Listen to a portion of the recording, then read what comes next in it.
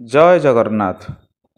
ଦଶମ ଶ୍ରେଣୀ ଆଦରର ଛାତ୍ରଛାତ୍ରୀମାନେ, ତୁମକୁ 2025 ବୋର୍ଡ଼ ପରୀକ୍ଷା ପାଇଁ ସଫଳ ହୁଅ, ବିଜୟିନୀ ହୁଅ, ଏତିକି ଭଗବାନ ଶ୍ରୀ ଜଗନ୍ନାଥଙ୍କ ପାଦପଦ୍ମରେ କାମନା କରୁଛି। Best of luck.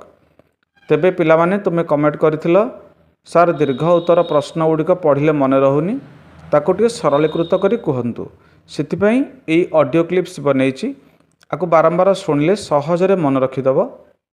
ତେବେ ବର୍ତ୍ତମାନ ପ୍ରସଙ୍ଗ ହେଉଛି ମାଟି ପାଣି ପବନ ପୁସ୍ତକ ସଂକଳନରୁ ଆସିଥିବା ବିଦ୍ୟୁତ୍ ପ୍ରଭା ଦେବୀଙ୍କର ଲୋକପ୍ରିୟ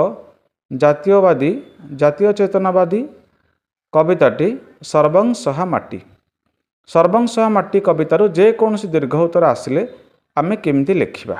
ପ୍ରଥମେ ଲେଖିବା, ଉତ୍କଳର ସାହିତ୍ୟ ଭଣ୍ଡାରକୁ ସମୃଦ୍ଧ କରିଥିବା ଜଣେ ଅନନ୍ୟ ନାରୀ କବି ହେଉଛନ୍ତି ବିଦ୍ୟୁତ୍ ପ୍ରଭା ଦେବୀ। ଆଲୋଚ୍ୟ ପ୍ରସଙ୍ଗଟି ତାଙ୍କ ରଚିତ ସର୍ବଂ ସହା ମାଟି କବିତାରୁ ଆସିଅଛି। ଏହା ମାଟି ପାଣି ପବନ ପୁସ୍ତକ ସଂକଳନରୁ ସଂଗୃହୀତ।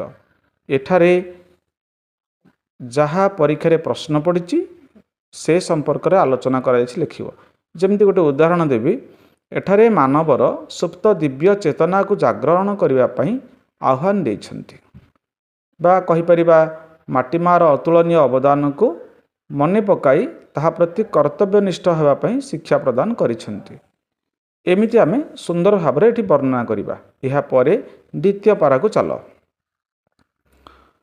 ଭାରତ ହେଉଛି ଦେବଭୂମି, ବୀରଭୂମି, ସ୍ୱର୍ଗାଦପି ଗରିୟସୀ, ମହିମାମୟୀ ମହିୟସୀ, ସମଗ୍ର ପୃଥିବୀରେ ବନ୍ଦିତା ପୂଜିତା।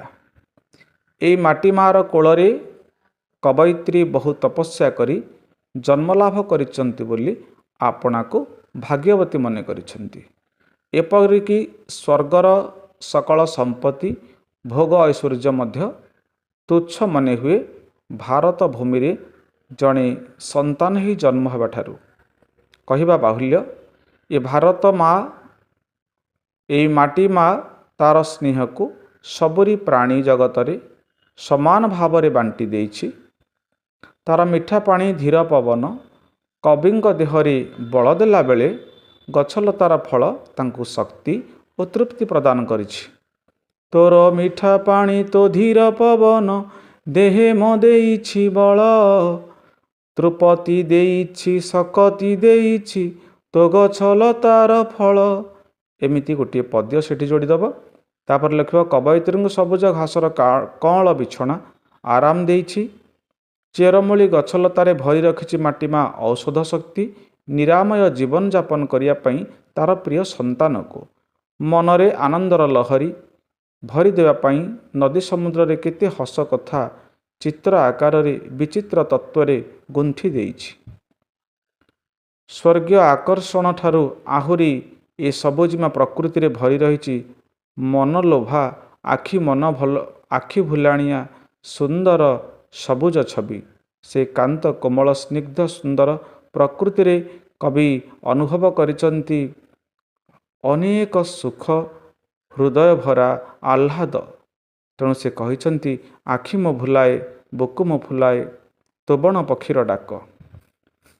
ତେବେ ଏହା ପରେ ଦେଖିବା, ମାଟି ମା ତାର ନିଜ ସନ୍ତାନ ବୋଲି ମନେକରି ଆମକୁ ସକଳ ଦୋଷରେ କ୍ଷମା ପ୍ରଦାନ କରେ।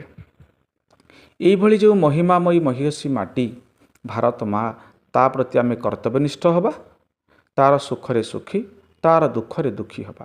ପରାଧୀନ ଭାରତର ମୁକ୍ତି ନିକଟ ହୋଇ ଆସିଲାଣି। ପରାଧୀନତାର ଅମା ଅନ୍ଧାର ରାତି ପାହି ଆସୁଛି ସ୍ୱାଧୀନତାର ସୂର୍ଯ୍ୟ ଉଦୟରେ। ଏଭଳି ଏକ ସୁନ୍ଦର ଆଶ୍ୱାସନା ଦେଇ ମାଟି ମା'କୁ ସେ ସୁନ୍ଦର ଭାବରେ ଆଶ୍ୱାସନା ଦେଉଛନ୍ତି, ସାନ୍ତ୍ୱନା ଦେଉଛନ୍ତି। ମାଟି ମା ଲୋ, ତୋର ଏ ଦୁଃଖ ପାହାନ୍ତି ଅନ୍ଧାର ଧୀରେ ଧୀରେ ପାହି ଆସିଲାଣି, ତୋ ବେଡ଼ିରୁ ଖୋଲିଯିବ ପରାଧୀନତାର ଶୃଙ୍ଖଳ। ତୁ ହେଉଛୁ କ୍ଷମା ସାଗରୀ। ତେଣୁ ପ୍ରତିଟି ହୃଦୟରେ ଜାତୀୟ ଚେତନା, ମାନବୀୟ ଦିବ୍ୟ ଚେତନା ଜାଗରଣ କରିବା ପାଇଁ କବି ମାଟି ମା'କୁ ନିବେଦନ କରିଛନ୍ତି। ଶେଷରେ ଲେଖିବ, ସରବ ସହଣୀ ମାଟି ଖୋଜି ଦେ ମା କେଉଁଠି ଅଛି ଚେତନାର ଚାବିକାଠି। ମନ୍ତବ୍ୟ ପାଇଁ ଅଧେ ମାର୍କ। ମୋ ବାବୁମାନେ, ସ୍ନେହର ଛାତ୍ରୀମାନେ ମନେ ରଖିବ, ये जो लंग क्वेश्चन अच्छी तुम्हें कवि परिचय 1.5 मार्क पाउच, वर्णना पाउच 3 मार्क, शेष में मंतव्यटे दब। एठारे कवयित्री वर्णना बेस मर्मस्पर्शी, प्रणिधान योग्य, हृदयस्पर्शी, शिक्षणीय, बांछनीय, यथार्थ एभली जेकोसी गोटे तुम मन को भल लगुच से भली एक कोटेसन शेष रखिब, मंतव्यटे रखिब। समस्त धन्यवाद। यापर वीडियो सरी ना पिला माने पुणी चिलिकार सायंतन दीर्घ उत्तर तुम प्रस्तुत करदे। बारंबार ऑडियो शुणिक मन रख, परीक्षा को जीवाई हेले बही पढ़ले जदि मन रहुनी ऑडियो टी बारंबार शुणी दियो।